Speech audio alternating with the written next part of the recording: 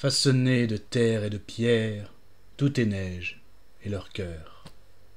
De glace sont leurs pieds, ils émergent la nuit, et meurent quand l'aube luit. Générique.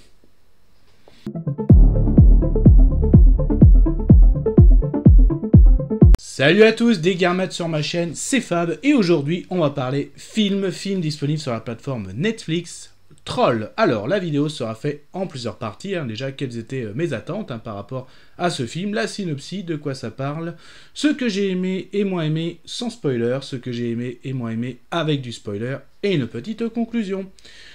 Alors, quelles étaient mes attentes ? Troll, clairement ça s'annonçait, et c'est le cas, je peux déjà le confirmer.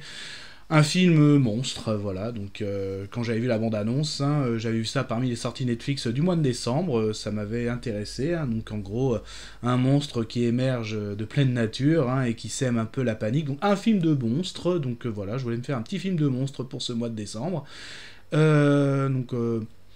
Ouais, en gros, voilà, tout simplement, c'est l'attente. Qu'est-ce que ça allait donner, surtout aussi que pour une production norvégienne, notamment, je vous avais parlé sur la chaîne, j'avais été déçu notamment, pardon, de la série Ragnarok, mais j'avais quand même trouvé quelques petites qualités, donc qu'est-ce que ça allait donner, là, au niveau des monstres, donc en disant que la culture nordique, que j'aime bien aussi. Donc voilà un petit peu pour mes attentes. Du coup, de quoi ça parle ? Et justement... Donc ça se passe en Norvège, donc comme l'a dit, production norvégienne. Donc là, du coup, des travaux pour effectuer un tunnel dans une montagne s'effectuent. Donc là, ça creuse, même des explosions. On voit même des manifestants qui manifestent, non, ne touchez pas à la montagne. Donc à un moment, obligé pour creuser de provoquer une explosion. Donc ces personnes qui s'occupent du chantier font exploser une partie de la montagne. Et là, cette explosion provoque justement... une espèce de créature émerge des montagnes, semant la panique. Le gouvernement norvégien fait appel à une petite équipe, donc spécialisée chacun un petit peu dans son domaine, pour enquêter déjà sur ce monstre qui passe pas vraiment inaperçu. Et forcément, on va dériver très bien dans ce film catastrophe, un monstre qui peut semer la terreur dans ce pays de Norvège. Voilà. Alors, qu'est-ce que j'ai aimé, qu'est-ce que j'ai moins aimé ?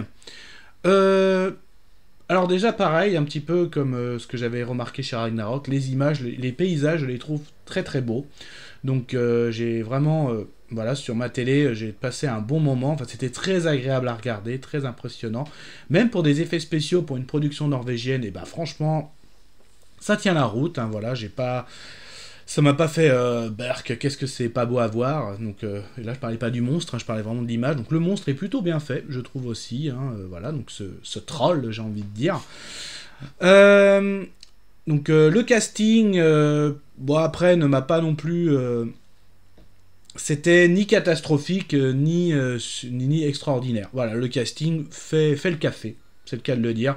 Donc ça m'a pas non plus transcendé. Donc là c'est mi-figue, mi-raisin. Le scénario, c'est du déjà-vu. Pour moi, je vais développer en partie spoiler. Pour moi, c'est du déjà-vu, Voilà, on a tous les codes. Alors, est-ce que le producteur, le réalisateur était fan de films de monstres ? Et en gros, alors soit il a mis des références, soit vraiment il a fait limite des fois un copier-coller à sa version. Donc, après... j'en parlerai plutôt dans la partie spoiler. Donc au niveau du scénario, du vu et du revu. Au niveau des castings, pas catastrophique, mais ça fait le café. Pas extraordinaire non plus, voilà, ça fait le café. Et au niveau des effets spéciaux, et au niveau de l'image, la photographie, c'est plutôt bon pour une production norvégienne, voilà. Donc, est-ce que c'est un film que je conseille ? Franchement, il dure 1h40. Ça passe bien, franchement. Moi, je l'ai regardé en plus assez tard, en ce moment. Voilà, pour vous dire, je l'ai regardé à la période de Coupe du Monde, après le match. Et je me suis pas endormi, j'ai pas lutté, donc ça passe tout seul. Donc, oui, franchement, mais comme d'habitude, faites votre propre avis. Mais pour ceux qui veulent que je développe avec du spoiler, là, je vais rentrer en partie spoiler, donc je vais laisser un petit temps d'attente. Ok, donc si vous restez, c'est que vous avez vu le film Troll et que vous êtes prêt à partager cet avis, ou vous n'avez pas vu le film et vous en fichez complètement d'être spoilé. Oui, comme je disais, c'est du vu et revu, on est typique, si vous êtes fan de Jurassic Park ou encore plutôt de Godzilla, Là, clairement, on a tous les codes. Hein. Déjà, quand on voit l'équipe, franchement, si vous voyez pas la similitude hein, entre l'expert entre l'expert biologiste, le militaire, ou encore celui un petit peu qui a le ton humoristique, on reconnaît tout de suite l'équipe du premier film Godzilla, hein, clairement. Enfin, en tout cas, moi, je l'ai vu tout de suite. Donc là, copier-coller.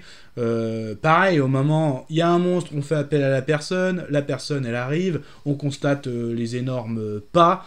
Donc pareil, tu reconnais tout de suite Godzilla, forcément. Donc il y a pareil, une des scènes... les scènes de course-poursuite avec la voiture, avec le crâne de la famille des trolls. Donc justement, là, tu peux penser peut-être à la course-poursuite du monde perdu, hein, où le T-Rex poursuit Ian Malcolm, Sarah Hardy avec le bébé à l'arrière. Donc là aussi, ça fait un peu penser à ça. Mais à un moment, quand le crâne tombe et il se fissure, et là, le troll devient en colère, bah là, ça fait penser aussi à Godzilla quand il trouve ses bébés qui sont morts. Et là, il devient une colère aussi. Donc forcément, que des références, que du copier-coller, que du déjà-vu. Voilà, donc en gros, le troll, c'est un peu le Godzilla à la Netflix. Voilà. Bon, après, est-ce que c'est du même niveau ? Moi, c'est zone comme mon avis, non. Quand même, j'ai préféré Godzilla avec Jean Reno. Donc là, non, ça n'arrive pas... C'est pas non plus catastrophique. Hein. Et en plus, même, la scène post-générique, c'est un peu la même que le film de Godzilla. Le film de Godzilla avec Jean Reno, tu vois, scène post-générique, un œuf éclore, donc en gros, c'est pas fini. Bah là, c'est pareil, sous un tas de pierres, tu vois, potentiellement, un autre troll hein, arrive. Donc... c'est vraiment... Il y a tout, même un moment pareil quand, dans Godzilla, où tu vois l'autre avec le briquet, qu'est-ce que t'as vu ? Il dit Godzilla, Godzilla. Là, à un moment, c'est pareil, la famille qui est toute paniquée parce que sa maison s'est fait écraser, et ils sont tout paniqués. Voilà, c'était vraiment tous les codes du film de monstre, mais c'est vraiment trop, parce que c'est trop du copier-coller pour moi. Voilà.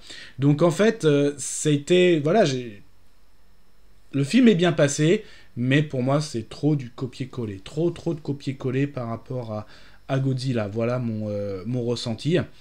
Même avec des petites références, pareil, au monde Jurassique, mais c'était vraiment plus du Godzilla. Voilà. Donc, ça aurait pu faire une très belle conclusion. Donc, ouais, c'est ça, un bon film, mais pour moi, trop de similitudes, c'est même trop, parce que trop de similitudes, c'est carrément du copier-coller de Godzilla. Mais comme d'habitude, faites votre propre avis. Puis j'ai envie de vous dire Kenavo.